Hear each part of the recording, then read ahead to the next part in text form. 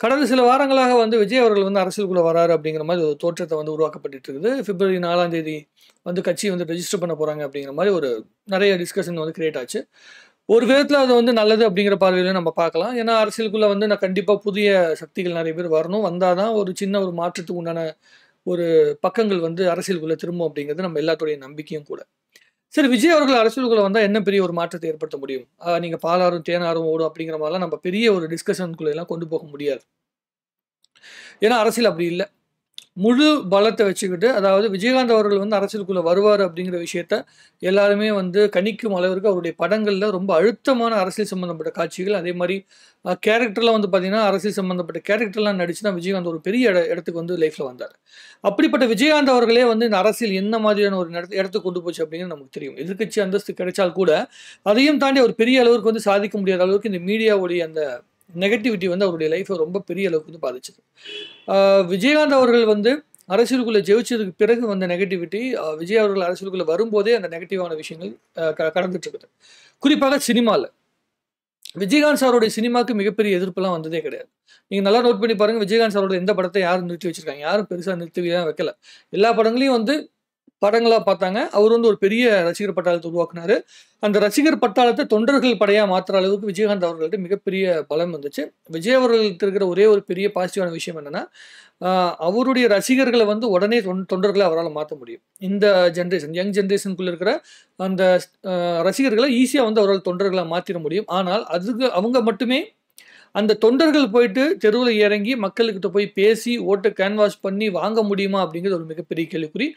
Booth கமிட்டிலாம் வந்து உடனே create பண்ணி பூத் கமிட்டியில வந்து கேன்வாஸ் பண்ண முடியாத அளவுக்கு அவங்க கிட்ட பலம் இருக்குதா அப்படிங்கிறது ஒரு மிகப்பெரிய கேள்விக்குறி. இது எல்லாத்துக்குமே வெறும் பணம் மட்டுமே ஒரு விளையாடுகின்ற விஷயத்தை வச்சு கண்டிப்பா ஆட்சியை வந்து பிடிக்க முடியாது. ஏன்னா, தமிழ்நாட்டு மக்களுக்கு பொறுத்தவரைக்கும் வந்து யாரு புதுசா வந்தாலுமே அவங்ககிட்ட கண்ட மேனிக்கு கேள்வி கேட்பாய்ங்க. எப்பயுமே நான் நெறைய பார்த்துட்டேன். ரஜினி சார் உள்ளுக்குள்ள வரேன்னு சொல்லும்போதும் சரி, கமல் சார் உள்ளுக்குள்ள வரும்போதும் சரி, எல்லாத்துக்கிட்டயுமே கேள்விகள் கேட்டுக்கிட்டே இருப்பாங்க. ஏற்கனவே இருக்கிற அரசியல்வாதிகள கேள்வி கேட்க மாட்டாங்க. ஏன்னா கேள்வி கேட்டாலும் அவங்க திருந்த மாட்டாங்க. அவங்க வந்து மாற மாட்டாங்க அப்படிங்கிறது மக்களுக்கு தெரியும். அதனால அவங்ககிட்ட கேள்வி கேட்க மாட்டாங்க. உள்ளுக்குள்ள வரவன் நல்லவனா இருக்கணும் அப்படின்னு வந்து எதிர்பார்க்கிற மக்கள் ஏற்கனவே இருக்கிறவங்கலாம் கெட்டவங்களா இருக்காங்க அப்படிங்கிற விஷயத்த முழுசா உணர்ந்தாங்களா அப்படிங்கிறது இதுவரைக்கும் நமக்கு தெரியல. ஸோ விஜய் அவர்கள் வந்து அரசியலுக்குள்ள வரும்போது மீடியாவை அவர் வந்து ஹேண்டில் பண்ண வேண்டிய கட்டாயம் வரும். மீடியாக்களுக்கு ஒரு பதில் சொல்ல வேண்டிய கட்டாயம் வரும். இது வரைக்குமே வெறும் ஆடியோ லான்ச்சில் மட்டுமே, அதே மாதிரி வந்து அவருடைய ரசிகர் மன்றம் ஏற்படுத்துகின்ற அந்த ஃபங்க்ஷனு, அந்த மேடைகளில் மட்டுமே அதிகமாக பேசிட்டு இருக்க விஜய் சார் அவர்கள் திடீர்னு வந்து பார்த்தீங்கன்னா ஒரு அரசியல் சம்பந்தப்பட்ட ஒரு பிரஸ் மீட் வந்து அட்டன் பண்ணும்போது அதுக்கு என்ன பேசுவார் அப்படிங்கிற நிறைய கேள்விகள் இருக்குது. இல்லை மோடி அவர்கள் மாதிரி வந்து அது எல்லாத்தையும் தவிர்த்துட்டு நான் வந்து டைரெக்டாக போயிட்டு வந்து எல்லாத்தையும் செஞ்சிருவேன் அப்படின்னு சொல்ல முடியாது. ஏன்னா மோடி அவர்கள் வந்து இப்போ மோடி இருக்காருன்னு வச்சுக்கோங்க உதாரணத்துக்கு. குஜராத்தில் வந்து ஒரு பெரிய அளவுக்கு வந்து ஒரு சிஎம்மா வந்து நிறைய இடத்துக்கு பேர் கிடைச்சது. அந்த விசிபிலிட்டி கிடைச்சது. அதுக்கப்புறம் தான் இப்போ பிஎம்மா இருக்காரு. ஆனால் அதுக்கு முன்னாடி களப்பணி ஆற்றும்போது மோடியெல்லாம் வந்து பார்த்தீங்கன்னா ஆரம்ப காலத்துலேருந்தே வந்து வெறும் அரசியல்வாதியாகவே தன்னுடைய வாழ்க்கையை வந்து ரன் பண்ணிட்டு இருந்தவங்க. மீடியா வெளிச்சம் அப்படிங்கிறது வந்து அரசியல்வாதியா ஆனதுக்கு பிறகு வந்த விஷயம். ஸோ அவர் வந்து மீடியாவை ஹேண்டில் பண்ணாமல் இருக்காரு அப்படின்னா அது பெரிய அளவுக்கு பாதிப்பு ஏற்படுத்தாது. ஜெயலலிதா அவர்கள் உட்பட அரசியல், அதாவது சினிமாக்குள்ளே இருந்தப்பவே திராவிட கட்சிகளுக்குள்ள ஒர்க் பண்ணவங்க தான் ஜெயலலிதா அவர்கள். ஸோ அப்படி ஒர்க் பண்ணவங்க டைரெக்டாக அரசியலுக்குள்ளே வரும்போது மீடியாவை தவிர்த்து அது பெரிய விஷயம் கிடையாது. ஆனால் விஜய் அவர்கள் இப்போ இருந்தே மீடியாவை அரசியல் சம்பந்தப்பட்ட கேள்விகளை வந்து கேட்க விடாமல் அவர் வந்து தவிர்த்துக்கிட்டு தான் வரார். இது அவருக்கு எந்த விதத்தில் வந்து நன்மையை பயக்கும் அப்படிங்கிறது நமக்கு தெரியல. அதை வந்து அவர் ஹேண்டில் பண்ணணும். அதுக்கு நிறைய ப்ரிப்பேர் பண்ணணும். ஒரு ஆடியோ லான்ச் மேடை அப்படின்னா அதில் போயிட்டு வந்து நம்ம ப்ரிப்பேர் பண்ணுறது எப்படி வேணால் பேசிடலாம். ஆனால் மக்களோட மேடையில் ஒரு அரசியல் சம்பந்தப்பட்ட கேள்விகளை வைக்கும்போது உங்களுடைய கட்சியோட கொள்கை என்ன அப்படிங்கிறது வந்து வெறும் புசி ஆனந்த் அவர்கள் இருக்காங்களா, அவர் மட்டுமே சொன்னால் மக்கள் ஏற்றுப்பாங்களான்னு சொல்லி கேட்டிங்கன்னா கிடையவே கிடையாது. என்னை பொறுத்த வரைக்கும் என்னன்னா, விஜய் சாரை சுற்றி இருக்கிற அந்த சரௌண்டிங்கில் இருக்கிறவங்க விஜய் சாரை மக்கள்கிட்ட நெருங்க விடாமல் அவர் வந்து அவரை சுற்றி ஒரு ஏதோ மாய வலையை உருவாக்குன மாதிரி வச்சுருக்காங்க. அதனால தான் விஜய் அவர்கள் ஈஸியாக வந்து மக்கள்கிட்ட போய் பேச முடியாத சூழ்நிலையில் இருக்கிறாரு. அவர் வந்து ரொம்ப தனிமை விரும்பி மாதிரி ஒரு தோற்றத்தில் தான் மக்கள் மத்தியில் தெரிகிறாரு.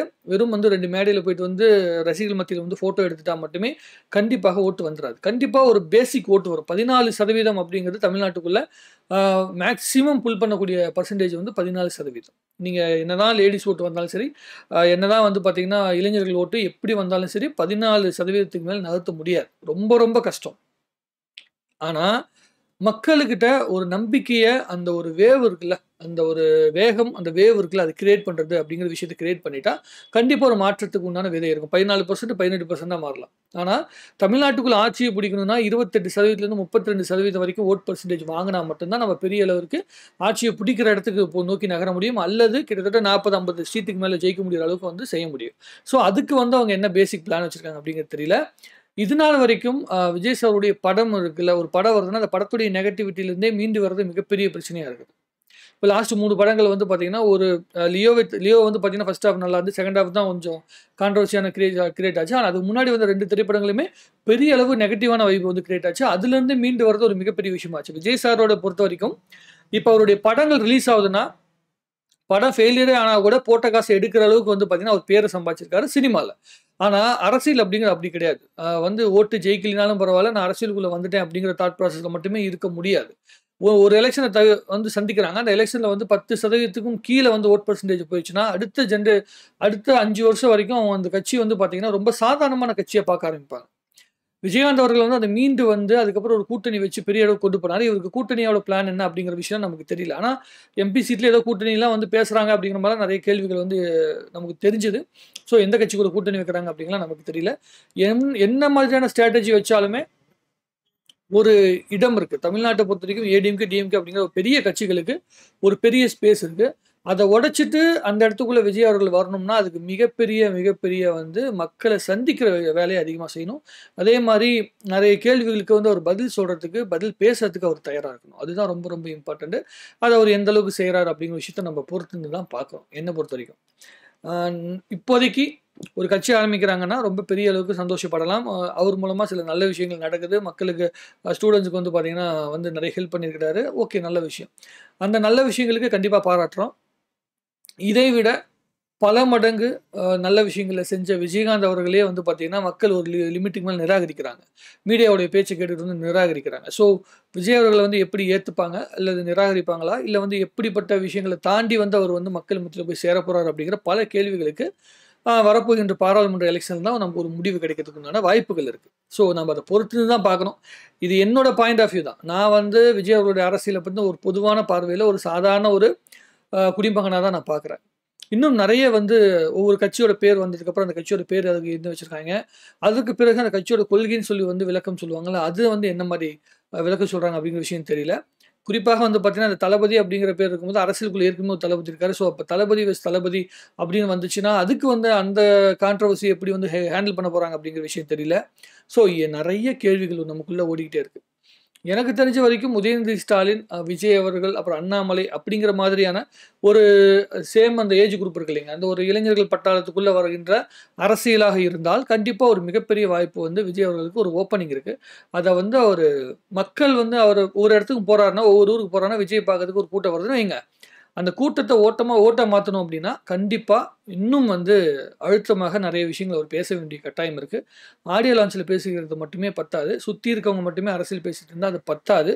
அத அவங்க புரிஞ்சுகிட்டு அதுக்கு தகுந்த மாரி காய்கள நகர்த்துவாங்க அப்படின்னா, நம்ம பொறுத்திருந்து பார்ப்போம். மத்தபடி உங்களுடைய கருத்து என்னவா இருந்தாலும் சரி கமெண்ட்ல போடுங்க. நம்ம கண்டிப்பா பேசுவோம். நன்றி, வணக்கம். வாழ்க தமிழ்நாடு, வளர்க தமிழ் மக்கள்.